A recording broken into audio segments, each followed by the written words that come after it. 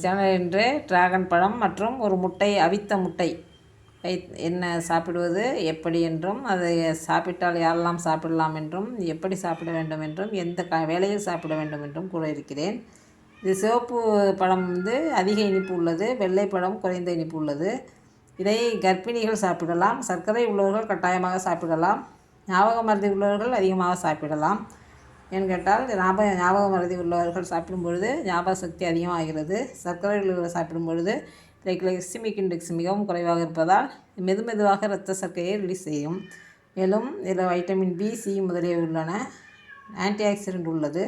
நார்ச்சத்து, magnesium, calcium, புரதம் முதலியவை உள்ளது. இந்த பழம் சாப்பிடும் பொழுது கலோரி மிக குறைவு.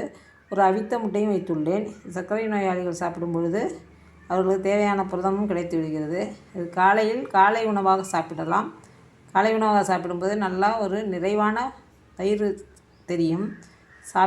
சாப்பிடணும் என்று தோன்றாது. இது சாப்பிட்டால் நிச்சயமாக 12 மணி வரை பசிக்காது.